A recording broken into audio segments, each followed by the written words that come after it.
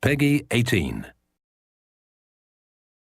Hi everybody, this is Noah Hughes, Creative Director on Tomb Raider, and we're here at Crystal Dynamics. We're going to take a look at a segment of the game that's going to showcase some of our combat and high action sequences.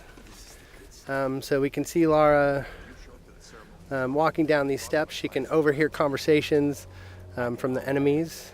You can see as she becomes aware of the enemy presence, she'll take cover behind anything that looks like cover. So that's something that's automatic, and we really promote the ability to freely move within cover and move throughout cover. So Lara's assessing the situation. She can overhear bits of story and understand more about what's going on the island. But most importantly, she can sort of use brains as she approaches this situation. She'll take out one guy. We can see that the enemies are reacting, so they're creating cover for themselves, reacting to her situation. Another guy's trying to flush her out of cover with the Molotovs. This is just an example where we really try to make the AI adapt to the situation, but also promote movement from the player so that they're not just stuck behind cover and playing sort of pop and shoot cover games. We really promote that movement. So we can see Lara approaching here. She's got her a new gear element, the rope arrow. She's able to create her own zip line. And with the shotgun and the zip line, she's now back to an area she had been before, but able to access spaces that she had never been able to get to. Are you there? I'm here, Sam. Are you okay? What do they want with me, Lara? A fire ritual? This is so fucked up. Listen, I'm coming to get you. I'm going to get you out of there. Please, please help me, Lara. I promise. I promise, Sam. Hey, she just... Oh no! Sam? No! Sam! Help me! Stay away from her, you bastard! Stay away!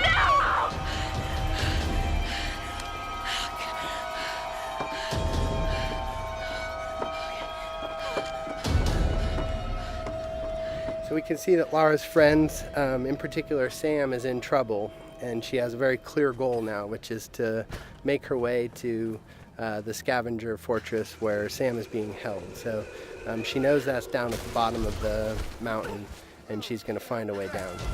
I don't know. Another part of the plane? Keep working. I'll go check it out.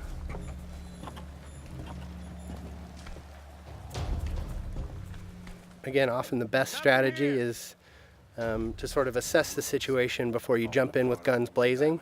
Of course, you're always welcome to just open fire, but the game really promotes sort of that tactical approach in some situations. So Lara's able to wait till she has a clear vantage of the situation without being spotted by the enemies. She sees an opportunity in the fire, and she's able to open combat by really decimating the enemies with the environmental opportunities and then finishing off any stragglers. Now, last time we showed this space, we took the left route, and this is just an example of a forked path where you can see them coming up the path that we would have come down naturally. But because Lara's observant and she's taking advantage of her traversal in the environment, she can get the drop on these guys in a way that you may not if you weren't necessarily utilizing traversal to progress and keeping your eyes open for those opportunities.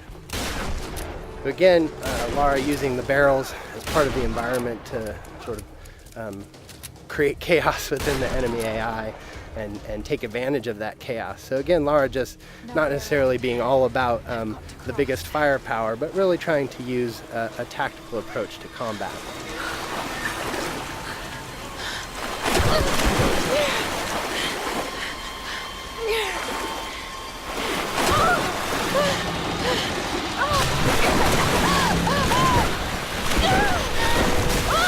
As is often the case, Lara's intended path down the mountain isn't necessarily where she ends up. So we could see an example of sort of a brutal death as Lara misnavigates the situation in the flood here.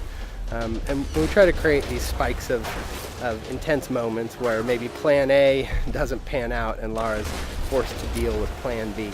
And you can see her shooting out barriers with the shotgun. This is another example of us trying to use gear acquisitions as something that provides new skills in the environment beyond just combat.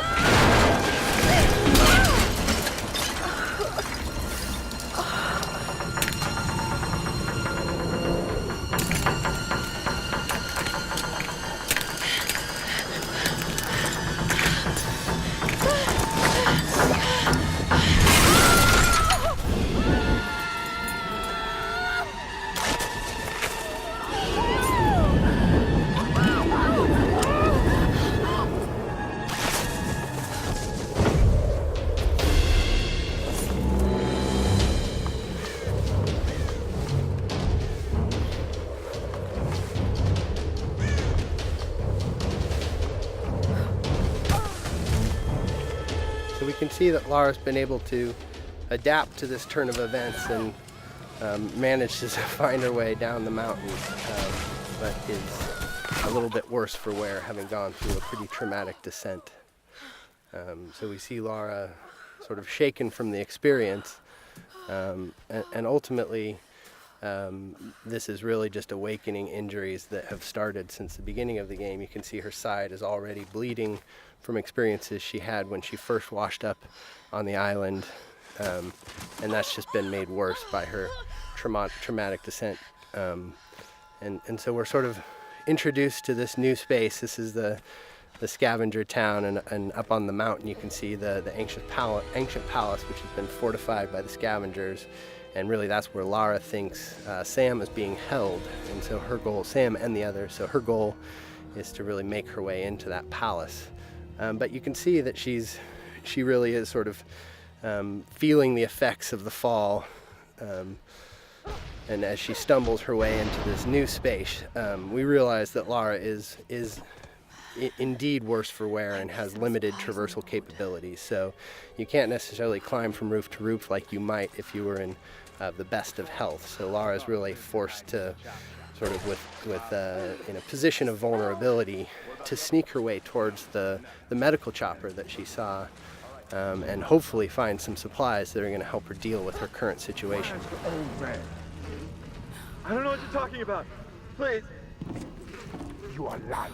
I know you escaped with them. Please. I don't. I need to loosen your tongue.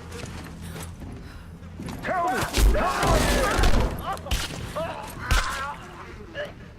So we can take a moment to overhear some of the story. That's always optional, but we try to infuse a lot of the environments with some of the backstory, and that's actually foreshadowing something that will come up a little bit later in the story. So we make our way through this grotesque tunnel, again trying to get to this medical chopper in hopes of dealing with our injuries, but really trying to take a cautious approach and stay away from these nasty scavengers. We're starting to sort of get into the heart of it. This is Lara's journey into the belly of the beast, so to speak, and we really see her sort of having to engage in direct conflict in ways that she hasn't up until this point in the game. So we can assess the situation. The guy on the top was a threat. We see an opportunity with a barrel to soften up the enemies here, but this is an example of a trap. Lara stepped in the wrong place and ended up strung upside down, and that's us just trying to keep the player on edge. We have the enemies, the scavengers, really having a presence on the island here, almost a guerrilla approach to combat, where they sort of take advantage of their home court.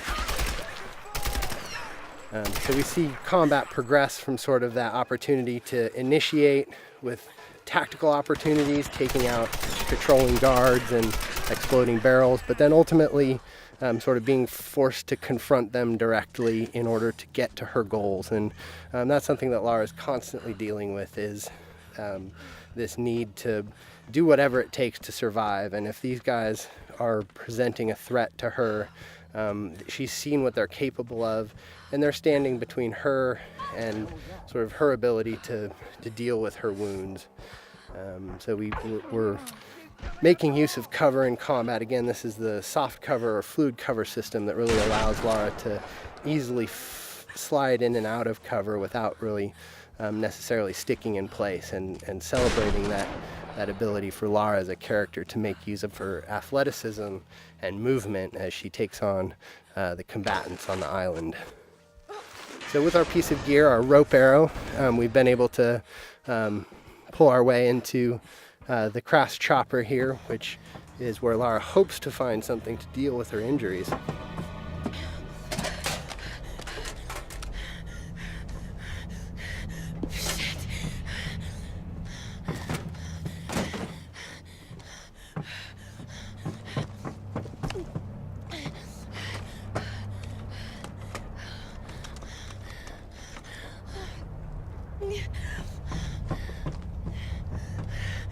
Sorry. All right, thanks everybody for joining us today. Stay tuned. We'll have some more things to show you down the road, but I hope you enjoyed our traversal down the mountain into Scavenger Hub today, and some more glimpses into our combat systems.